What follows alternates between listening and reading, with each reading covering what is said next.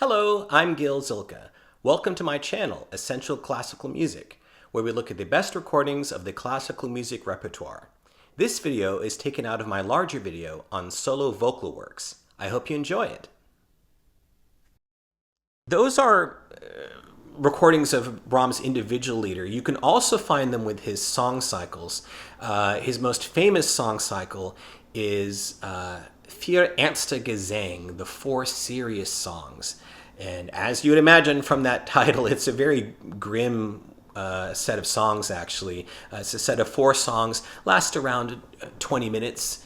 So it's a little bit easier to dip your feet into than some song cycles. It was written in his last year of life. So yes, death was on his mind. His dear friend Clara Schumann was also gravely ill. And even though it's a depressing topic, it still has that Brahmsian warmth. So there's sort of this feeling of comfort as well, especially in the final song. It's sort of more softly consoling. And for this one, I go back to a recording that's coupled with my top choice for Ich habe genug of the Bach cantata, Hans Hotter, recorded in 1951 with Gerald Moore on piano. And Hotter, again, had that deep bass, that gravitas that really goes well with the tone of this work. In the second song, there's a line, Da lobt ich die Toten, wherefore I praised the dead. And he just has that low note that's just, it's just sort of menacing in a way, but really goes well with the character of the work. But he could also sing very softly and poignantly, for example, in the final song, in that consoling passage. So this is really a classic version that I would not want to be without. Another version from that same era that I want to recommend is one of my favorite singers, the alto Kathleen Ferrier, British contralto. This was recorded in 1950 with John Newmark on piano. And again, these are mono, but with solo voice, especially with piano, you don't really notice it after a while. And Ferrier, it's not as grim as the Hotter version, maybe more on the consoling side, you might say. And she just brought her stereotypical heartfelt poetry and sensitivity, her deep alto tone that was always channeled towards communicating the meaning of the text. A really beautiful version. I also want to recommend for her these Ferrier recordings are kind of spread around. There is I think it was like a 10 CD box set that was once put out.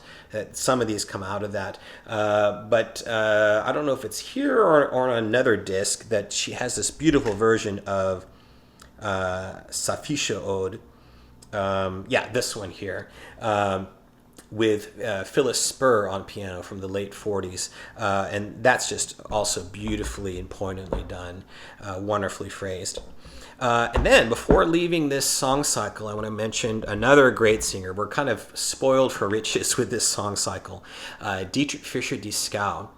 And this is actually a live recording from Salzburg with Gerald Moore on piano from 1958, when he was really at his peak vocally, and it's pretty good sounding. You don't notice after a while, and live lieder recordings, live song recitals. I've done them myself, so I can say that there's a certain intensity to them. You're just up there. It's just you and a group of people, and it can be a really intimate affair. And in this case, I think his interpretation of these songs is really poignant. Of course, he's known for his beautiful sound, and it sounds gorgeous here, and the dramatic angst that he brings. But there's also this wonderful hushed poignancy here. And he's able to float those high notes with that security. So a really beautiful recital that also includes individual Brahms songs. One of my favorites, Es träumte mir, I dreamed that you were dear to me, with this beautiful, evocative piano accompaniment. That's really gorgeous as well. I also want to recommend for Fischer Dieskau this earlier recording, which is a studio recording. So even though mono, it sounds a little bit more clear. This one is from 1949 with Herta Klust on piano. And it's part of this box set of early Deutsche Grammophon recordings that I'm going to return to a lot. So it's something that obviously I consider a good investment if you love art song and Fischer Dieskau. And he brings those same qualities of intensity, really probing and floating those beautiful high baritone notes. It's maybe not doesn't have quite the maturity, the interpretation of the later one, but it's still pretty good for a guy who was still in his 20s when this was recorded. And of course, it's got the benefit of being in studio, so a little bit more clear. And I'm not going to leave this. I'm going to stick with this one for the next song cycle. Not as well known as the four series songs, but Die schöne Magellan. This one is Schubert length, and by that I mean it's roughly an hour long, so it's a little bit heavier sledding.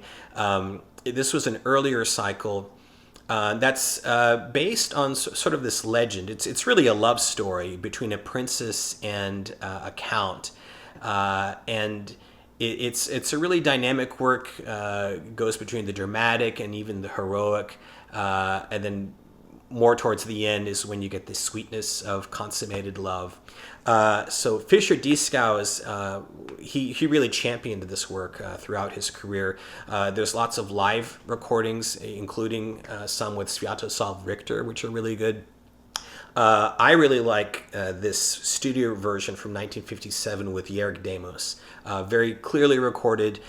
His sound was just beautiful, and it was dramatic, but it wasn't overly done. He controls it very well, and then that beautifully controlled high sweet baritone that he brings towards the end of the cycle is really unmissable as well.